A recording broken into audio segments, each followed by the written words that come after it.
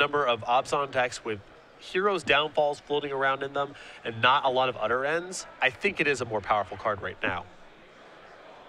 I'm not entirely sure how Vidi's supposed to get out of this situation. Now, to be fair, Tienrey is at 3, and he's playing against a Siege Rhino deck. So I suppose that's Vidi's out, is drawing or playing a Siege Rhino. And you can see Patrick right now sitting on several Disdainful Strokes and discarding a Treasure Cruise with what appears to be a pretty flush graveyard. Not a great sign. Vidi does have Siege Rhino in hand and 4 lands, and he's refusing to cast it. He must know that Tienrey does have a Disdainful Stroke in hand at this point as we join this game in progress. I almost wonder if Patrick's at risk of getting decked right now, because not casting the Treasure Cruise here, I don't know of any other reason to keep a Shivan Reef at this stage of the game. Sure. And I can imagine this man has drawn quite a few extra cards over the course of this game. Oh, you think so?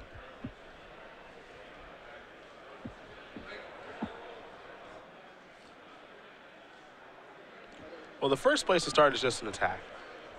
So Tienrey's gonna make that, excuse me. The follow-up with a Shivan Reef. We'll see how much mana he's willing to tap here. Now, what Vidi's doing here with his opponent at 3 is he's hoping he makes a mistake. It's pretty simple, I think, at this point. Or Vidi finds some sort of Thoughtseize effect and hopes he can push through a Disdainful Stroke. There's just Jeskai Ascendancy. And the passing of the turn. Copy of Bile-Blight, which is fine. Now, as long as Tienrey does remember his Outpost Siege triggers, Vidi will have to take 3 since 3 creatures die. But that's on the player controlling the siege. As Wijaya is down to 11. There's a copy of Raise the Alarm. Mystic Monastery the draw. He will cast the Raise the Alarm. 2 soldier tokens coming in. But Vidi is really hoping that his opponent makes a mistake here.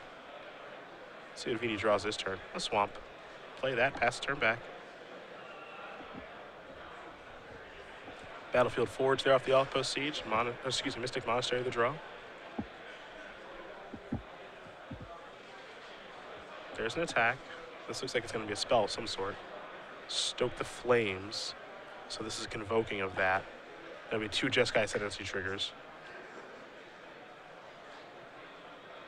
Tienrey looks like he has no interest in actually drawing the cards. So yeah, his deck must be really small. That's the best guess here. Yeah. Because he's missed so many triggers at this point that I have to mention it's on purpose. Temple of Silence to draw. There's a Siege Rhino. This is a Disdainful Stroke. Let's play a 3rd game, and we will. Patrick Tienrey does win in game number 2 against Vidianto Wijaya. Jeskai tokens, Ops on mid-range, getting ready for another one. So we'll take a look at the sideboards here, and we will see that Vidianto Wijaya does have an End Hostilities, 2 Glare of Heresy, 2 Thoughtseize, 2 Read the Bones, Liliana Vest, a Garruk Apex Predator, and Utter End, 2 Rakshasa Death Dealers, 2 Drowning Sorrows, and a Tasker the Golden Fang. We already saw Drowning Sorrow. He cast one of those last game, and I think you have to imagine Utter Ends in the deck. I think so. I think the Glare of Heresies are fine to bring into this matchup, as is the End Hostilities. Other side of things? 2 copies of Erase, 2 copies of Valorous Stance, 2 copies of End Hostilities, 2 Anger of the Gods, 2 Negates, 3 Disdainful Strokes, a Glare of Heresy, and an Elspeth. We saw the Elspeth in his hand at the end of the game there. Glare of Heresy, I imagine, is in 3 copies of Disdainful Stroke, 2 Valorous Hands, and maybe a Negate, maybe not. Well, game number 3 going to be underway here. Player's going to have about 12 minutes to play. It can be a fast matchup. Sometimes it's slow, but we'll quickly talk about next level Magic from Patrick Chapin, the innovator. It's available again. Absolutely. Magic Hall of Famer and Pro Tour champion Patrick Chapin. Excuse me, not me. That's not your book. I've never won a match. Patrick Chapin, rather. Back with the 2015 edition of Next Level Magic, available in both paperback, which has been sold out of for a year now, and ebook, StarCityGames.com/NLM to order your copy today. I bet you could put together one heck of a book. I would expect, here's what I'm envisioning. That background was blue for Chapin, a lot of red for yours. Some flames there. Page 1, just a big picture of a lightning bolt. It would mostly be some sort of stream of conscious telling of stories and random ideas about cards and decks. I think it would be way worse than Chapin's book. For a little unstructured approach, maybe more of like a blog. Oh, put that baby to print. I think it could be a good read. I think that would be the jacket quote. This book is way worse than Next Level Magic, signed by the author. What would the, people have like on the back of their book quotes from other people? Yeah. I'd throw a couple in there. Yeah, that'd be great. Yep. Just from Cedric Phillips. Who even cares? Who even cares? Fish. Why not buy this? You're just going to waste your money on something else otherwise. You know? Get some of your good friends. Billy Moreno, I'm sure he'll have a nice quote. For sure. I think all I'm saying is if you want to make a couple extra bucks, I know some people in Star City, we get a book together. They're selling, there's 4 editions of Cardboard. No, I know. Trust Where's me. the first edition of Patrick Sullivan's book? I got my finger on the pulse of this. I know it's a good business to get into. A lot of people think the book needs to be long. Not true. I have a short attention span. 20, 25 pages, boom, you've got my $13. All right, perfect. 13's a little, I think we're going to go up to All right, 15. you price it how you want. You price it how you want to. I'll buy it. Okay, cool. Actually, no, I'm not buying it. I want an advanced copy. I'm going to need a good jacket quote. Let me get that for you. Something good for the dust cover. Sansep Citadel is how Wijaya will start things off here. There's a footage strand there for Patrick. Game number 3 underway. Too many Patricks, just really confusing. Gotta say. It can be tough at times. Yeah. Jeskai Ascendancy, a Treasure Cruise, a Monastery Mentor. Let's make it 2 of those, along with a Raise the Alarm. Another Flooded Strand and a Plane. So no red mana here for Tienrey, but he doesn't need any right now. He's got the Jeskai Ascendancy, but that's not a card you have to play on turn 3. It's nice if you do, but he's also got some other options. I think it's also likely to get stripped out of this hand. I think it's just Ascendancy versus Treasure Cruise. Be surprised if the creatures here mattered that much to Vidi. It's also hard to really carve a hole in this hand by taking any of the creatures. Well, Vidi's going to write down the contents here and figure out what he wants to take. This is another build of Jeskai tokens without Rabblemaster. A lot of people try Monastery Mentor in this deck.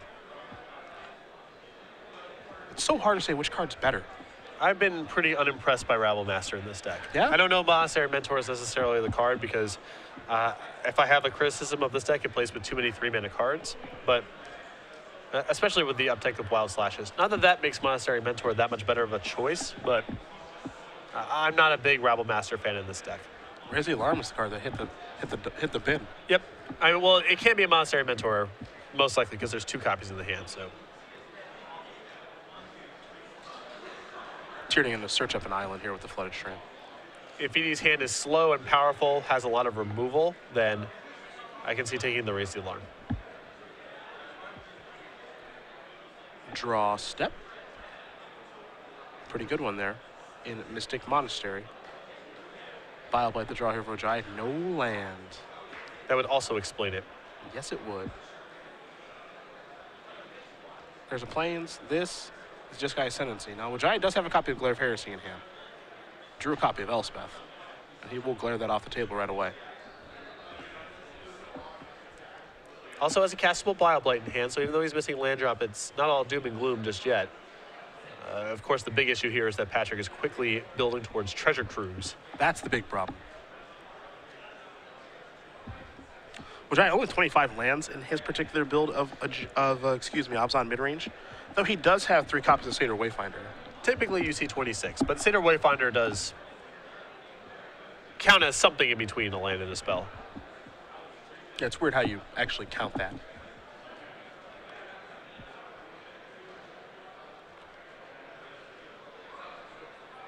There's a Mentor. Wijaya will draw. This is a Temple of Silence. He'll play that first. Take a look at the top card. It'll go to the bottom. Blight's going to get that Mentor off the table right away. But as you mentioned, the scary thing here is that while there's this exchange in resources, Tierney has Treasure Cruise in hand.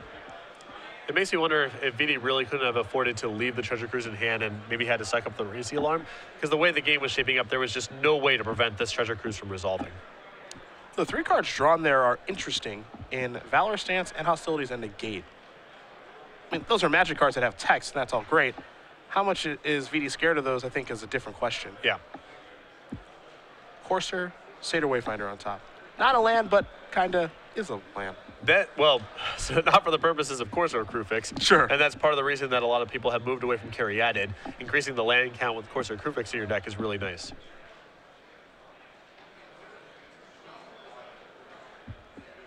Three mana.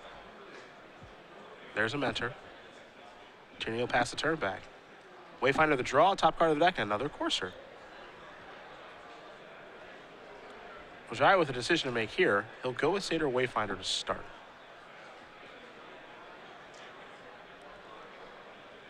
So we'll take a look at the top couple of cards. Corsair. Lanimore Waste, Windswept Heath, and a Temple of Malady. So land's not going to be a problem. Yep. When it rains, it pours. Indeed. Going to go with the Lanimore Waste. I think the reason he's taking that, I believe he has a Bile Blight in his hand that he wants to use to get that Monastery Mentor off the table. We'll see the top card of the deck here is a Thoughtseize. So there's the Waste. Wijaya will have to take one, get that Mentor off the table. And here comes the Corsair. So maybe getting his way back into the game. Starting to pull his head above water a little bit. I mean, certainly ahead on the board at this point. And Patrick's hand is a little bit clunky. Clunky, I think, is putting it nicely. I like getting an Ascendancy in play this turn, especially with end hostilities. Let BD build up the board a bit. I guess because of the Thoughtseize on top of the deck, there's no guarantee that that ends up happening, but... There is Ascendancy. Wijaya will draw that Thoughtseize. Top card of the deck, Windswept Heath. Oh, Corsair. Now, an untapped land this turn is a big deal, as it allows him to both Thoughtseize and cast Siege Rhino.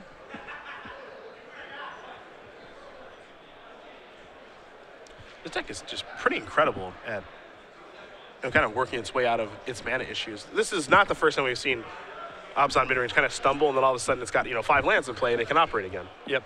And a lot of this, what's happening right now on Patrick's side of the table, is a consequence of the volume of 3-mana spells in this deck. He has not had an efficient turn yet. Glare of Heresy on top. You mentioned the Siege Rhino. Hero's Downfall, Elspeth, Thoughtseize, Ugin. All those cards in hand.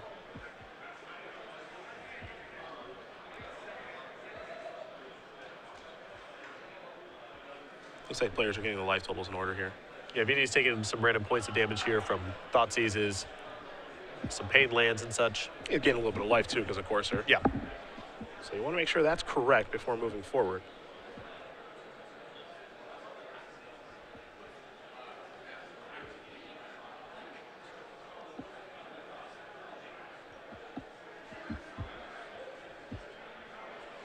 Ooh, someone on Twitter, very smart. A groundhog would be a spring animal. Perfect. Right? Right? For our spring collection Perfect. 2015. That's really good. That is so smart. Baby bear Yep. out of hibernation. Mm-hmm. I think, do baby bears hibernate? I guess they have to. Otherwise, they would just die in the wild. Never mind. I was just going to let you draw that conclusion on your own. Figured you just had to work it out in my own head. I figured you'd get from point A to point B pretty quickly. Normally, I'm the doofus. Sometimes you just got to work it out in your own head. You know? Out loud, too. Yeah, out loud. There goes that hostilities. Yeah, now VD's going to probably do some tempo play here. Get some attacks in, get a Siege Rhino in play. Hope he can overwhelm Patrick before the Ascendancy does too much damage. Now, Siege Rhino having trample here certainly matters quite a bit. Yep.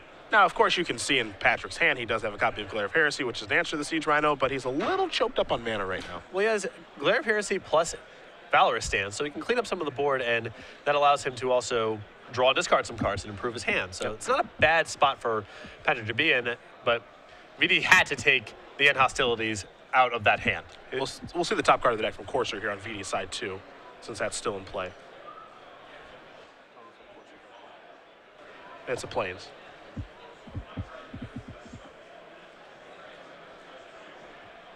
So there's the Glare. Trigger the Ascendancy. Battlefield Forge, probably a pretty good one. Looks like Jeskai Ascendancy is going to go away. It's land number 5, which Patrick could use. It's also double red for the Hordeling Outburst in his hand he's been sitting on for quite a while. So Battlefield Forge will play.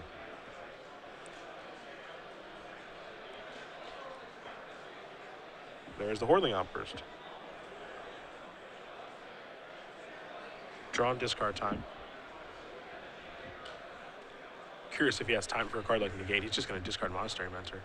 Monastery Mentor has kind of stunk up the joint in these games so far. I've not been impressed.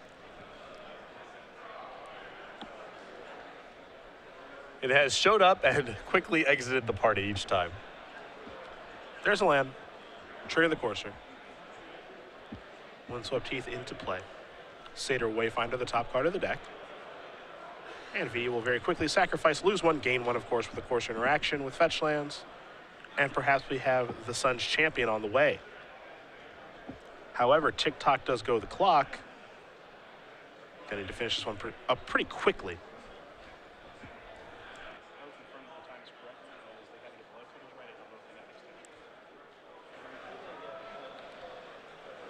Here's the attack.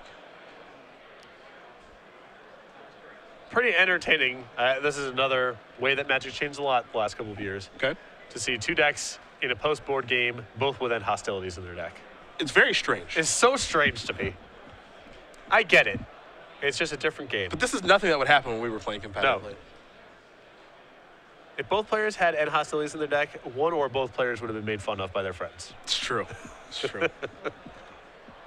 But now you can justify it.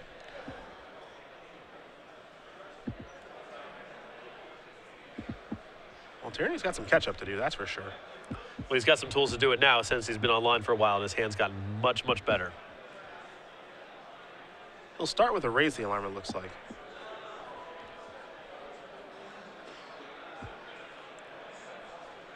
So there's an Ascendancy trigger.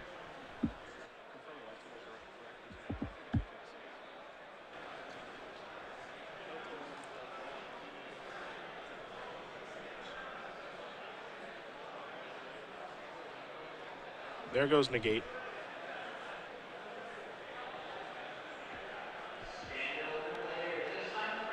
There's Shivan Reef.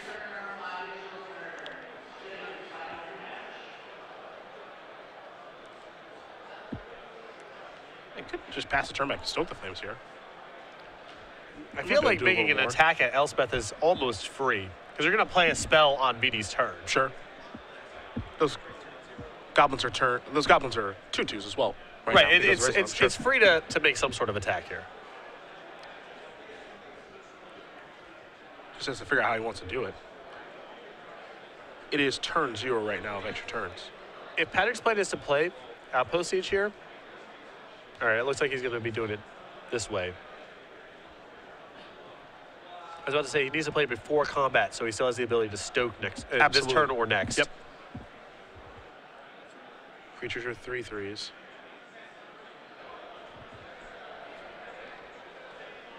Now we're going to go, we'll see where those goblins are going. I think they're all going towards Elspeth, and VD says, all right, that's fine, those are gone. And now here's Outpost Siege post.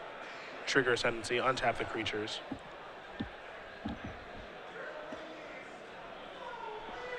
Discard a card. It's on dragons. Turn number 1 goes to Wijaya. Yeah, you can send it here to dragons because of end hostilities on the top.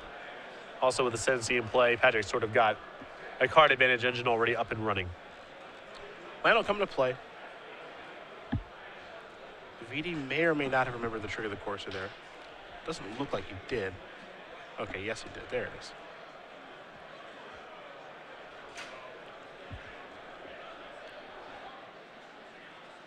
He's got Ugin. He's got Hero's Downfall. Now he's got to figure out a good attack. Assuming that it even exists. Because I could see an all-out attack here being pretty good. Pretty risky against Stoke the Flames. I think you just got to hope he doesn't have Yeah, one of those. it's really hard. Once the Ascendancy deck gets into spots like this, playing around the Stoke the Flames is pretty much impossible. I think you just have to hope it's not there.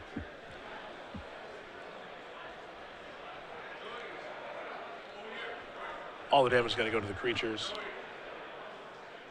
Nothing left over there. Pass the turn back. We might be in draw territory here. I think VD's going to come up a turn short. He's going to draw a copy of Elspeth. That'll be taken care of by the timely Disdainful Stroke. Yeah.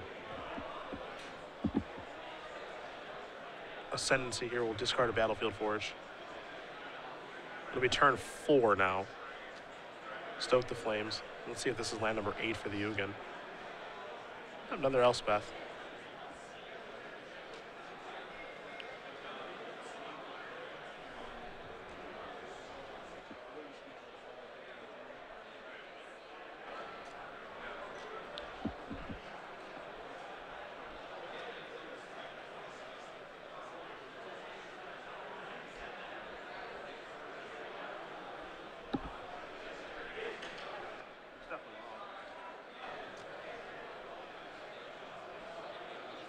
Really big draw here. Yep. There's Hordeling Outburst.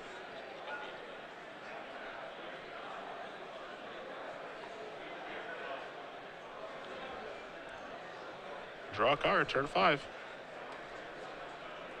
Siege Rhino.